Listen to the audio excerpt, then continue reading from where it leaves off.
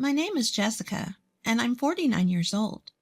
I've been married to my husband Ethan for 20 years, and since our son left home last year to attend a university in another state, I've had more free time. However, I started working part-time because we needed to send money to our son. I had been a stay-at-home mom since giving birth to him, so at first, I struggled with many things. Lately, I've been feeling more fulfilled, as my opinions have been taken into account at work. And I feel like I'm actually being useful. Hey, Ethan. I just found out I'm getting a small raise in my hourly wage. It's nice to be recognized for my hard work, isn't it? I was in a cheerful mood as I spoke to Ethan, who was absent-mindedly watching TV. Then suddenly, "So, you're saying you can live on your own now?" My husband unexpectedly asked me something that made no sense. What? Thinking I misheard him, I responded with a questioning tone. "It's perfect timing. I've been meaning to tell you." He turned his face to me and began to talk. My husband's smirking face gave me a bad feeling. "I've got a cute girlfriend now. I don't need you anymore." I was frozen in shock by his unexpected words. "Get the divorce papers and the marriage certificate from the city hall tomorrow." He said it nonchalantly. It was all too sudden, and I couldn't understand what was happening. What do you mean? He found a new woman, so he wants a divorce. And he wants to remarry the new woman? As the situation became clearer, I could feel my body shaking.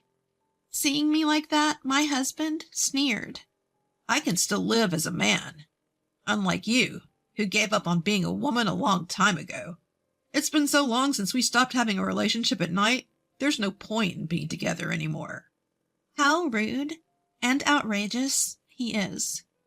It's true that we haven't had a marital relationship for a long time, but it's not because I gave up on being a woman. On the contrary, I don't want to feel attracted to a middle-aged man in his 50s with extra weight. Angry and somehow amused, I burst out laughing. I'm tired, busy, it's a hassle. You were the one who kept avoiding me with those excuses. Now suddenly you want to live as a man? That's hilarious. Then my husband's face turned grim. "What's so funny? Don't mess with me, old lady." He showered me with harsh, vulgar words. Then, leaning back with his arms crossed, Ashley is so different. She's head over heels for me, calling me the best boyfriend ever. Look at you, excited about a tiny pay raise. How pathetic." Ethan started boasting about Ashley, his apparent affair partner, and looked down on me. Ashley. Her name. Ashley. Ashley. You are annoying. Then Ethan proudly talked about Ashley's background. She's working in the nightlife scene, over a decade younger in her mid-20s. She's carrying his child. It's not uncommon for age gap marriages these days, but a parent with an almost 20-year-old son having a child with a woman not much older than their child? I felt like I was going crazy with disgust. In life, you need love. Not with someone cold and hardened like moldy rice cake like you, but with a woman like Ashley, who has fresh, plump skin. A love that lasts forever. That's what makes spending money worthwhile. My husband ranted with a rolling tongue. So it's basically love bought with money. Choosing a young, fresh girl while ignoring his own withering self. I see. So you switched to a young, unwise girl who's after money and doesn't mind having an affair with a married man. When I pointed that out, my husband shouted, spitting in anger. "It's not about money. It's about love." And he angrily spat out the words. "Anyway, I'm serious. I need to marry Ashley as soon as possible and reassure her.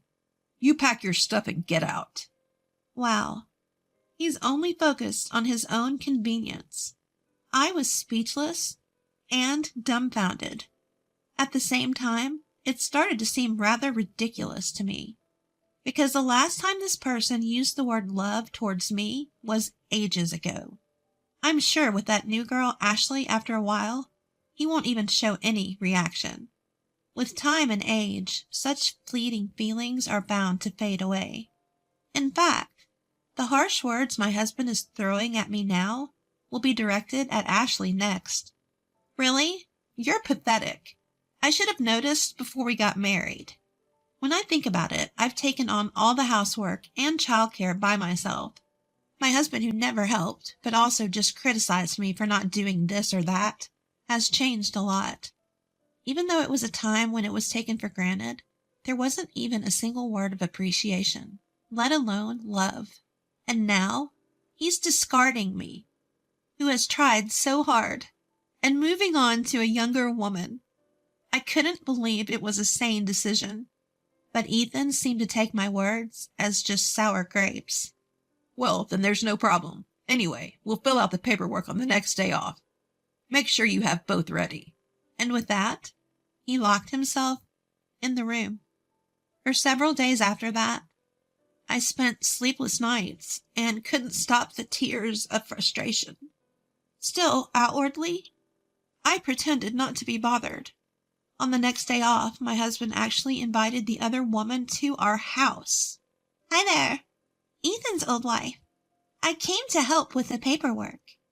The woman named Ashley, who casually sat on the sofa and hummed, crossed her legs arrogantly. As my husband said, she had smooth skin, and her confidence in her appearance was evident from her behavior. Being a night worker, her flashy makeup and overly revealing clothes were designed with a dangerously low-cut neckline. Her tight skirt was so short that even I, as a woman, didn't know where to look. But I felt that she didn't really love my husband. If my intuition was correct, her goal was surely I, who had already prepared for divorce, faced her.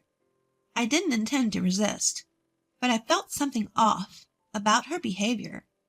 Ashley, right? Did you start dating Ethan knowing that he's married? Calling me an old wife means you understand each other's positions, right?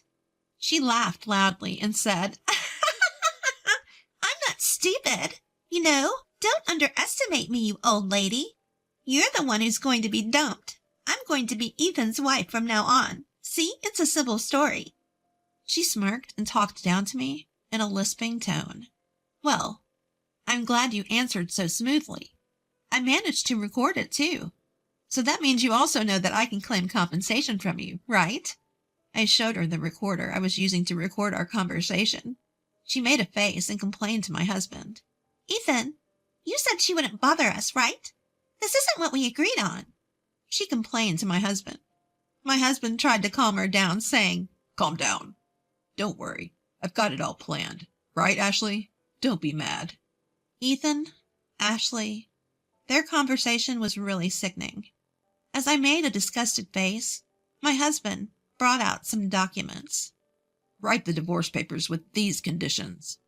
They listed the conditions for the divorce, including alimony and pension division. You're giving $230,000 to this old lady? That'll take away from my share. Even without questioning, she openly revealed her thoughts. As she repeated, It'll take away. I was convinced. Her goal was my husband's inheritance from his father, which he was currently processing.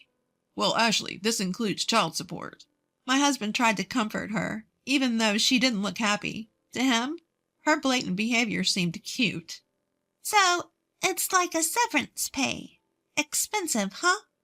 I struggled to control my anger that had reached its peak. Anyway, I was sure of my intuition and said, If you're willing to put these conditions in a notarized document, I'm fine with it. Also, I'd like the payment in a lump sum. I added that. I kept my response minimal, and my husband, knowing that our conversation was being recorded, agreed to these terms. Are you satisfied now? While I was talking to my husband, that woman had been bored and urged us to finish the divorce papers. Old lady, make sure to leave by the end of the month, okay? I'm canceling my current place. Once the notarized document is ready, I'll submit the divorce papers. I'll leave as soon as that's done. As I replied, she grumbled with dissatisfaction and reluctantly left. Eventually, the notarized document was finalized, and my husband and I divorced. Then, as if she had been waiting for it, that woman came to kick me out. "Come on, hurry up and leave, and don't dawdle." She laughed and seemed to be enjoying herself. "I just submitted our marriage registration. Now I'm Ethan's wife. This wonderful house is all mine." Reluctantly, I handed her the keys to the front door. Before leaving, I wanted to confirm something and asked, "Isn't Ethan the same age as your parents? If you call me an old lady, since he's older than me, he is an old man. Why did you choose him as your marriage partner?" I asked. Her answer was exactly what I expected. "Ethan is a division manager at a top-tier company. This house is a recently renovated property near the station. It's a stylish single-family home, and I'll change the furniture to suit my taste." She was daydreaming. "Ethan will treat me like a princess. He's not handsome and is an old man, but he said he'd buy me anything I want. My future is secure with this." She smirked with satisfaction, as if to mock me. "I hope everything goes as you wish." With a sigh, I left the house I had lived in for many years. I moved to a dormitory at a certain university. I was hired as a live-in dormitory mother, which is quite rare these days. Actually, before that, I had been working part-time at a company cafeteria. When I explained my situation and my desire to start a new life alone in a distant place, my boss, who appreciated my work, helped me find this opportunity. I gratefully accepted the job at the dormitory, which had just become vacant due to an employee's retirement. I'm so glad I got my nutritionist certification. The rent and utilities are super cheap. Though I don't have much free time to go out, it's a comfortable and fun workplace. About 3 months into this new life, I received a phone call from my ex-husband. "Mom is in bad shape. Can you help with her care?" How could he say such a thing? "We are strangers now. It's your young wife's responsibility to take care of her." When I pointed out the obvious, he said, "Ashley is pregnant. Mom has dementia and throws things, so it's dangerous." He said, "So it's okay for her to throw things at me." That's some twisted logic. But I flatly refused. "Don't call me anymore. We have nothing to do with each other." I pushed him away with forceful words. Although she was my mother-in-law for 20 years, we never had a close relationship. Anyway, I had just started living independently, and I didn't have the time or resources to provide care elsewhere. But my ex-husband somehow found out where I was and came to see me with that woman. "If you can't help, at least return the money we paid as consolation." What a ridiculous demand. I don't think I'm obligated to do that, do you? As I pushed him away coldly, that woman glared at me fiercely. "You knew and tricked us. There's no inheritance, and we're drowning in debt." With a scream, she threw documents at me, scattering them all over the place. "I didn't trick anyone. You just assumed Ethan had property on your own." I shrugged my shoulders on purpose. Yes, when I was handling my late father-in-law's inheritance, I found out that he had a large amount of debt. If that were the only issue, we could have just disclaimed the inheritance. However, Ethan had already canceled his father's mobile phone contract and sold the household items and valuables for cash before the procedure. There's a law that says you can't disclaim an inheritance if you've touched the property before the procedure, and that's exactly what happened. As a result, the debt fell directly on Ethan and that woman. With a triumphant tone, I said, "Ethan just dumped all the inheritance paperwork on me without listening to a word I said. Ashley, you used that money to continue your relationship with him, right?" I blurted out. "What? You should have told me something so important." Ethan argued, but that's what I wanted to say, too. It's your fault for not listening when you should have. You two need to take responsibility together. "What? I didn't know anything about it, and I never heard any of that." The woman looked pale and flustered. "So, you're just going to pretend you don't know and run away with the money?" The two of them pressed me hard, but I didn't care. "It's funny you say that. If you didn't cheat, you wouldn't have needed money for your mistress, and you could have given up your inheritance. You're definitely the one who caused this situation." Ugh! He groaned and backed away. "Ashley, you knew he was married, pursued him for his assets, had a child, and kicked me out.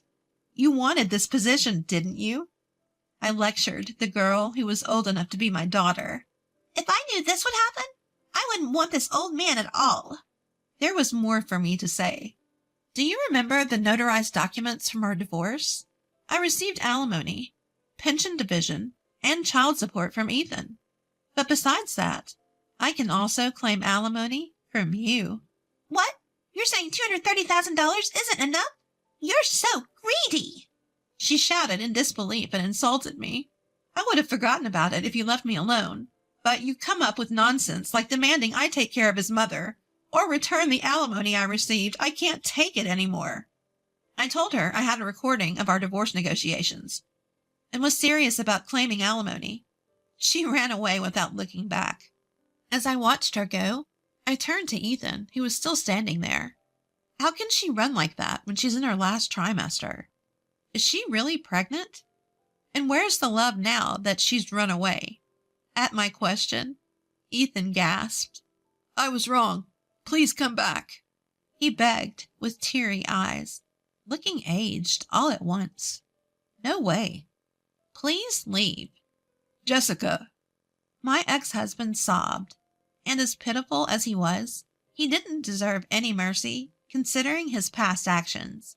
Later, just as I expected, the woman disappeared, leaving only a divorce notification behind. It seems her pregnancy was a lie, too.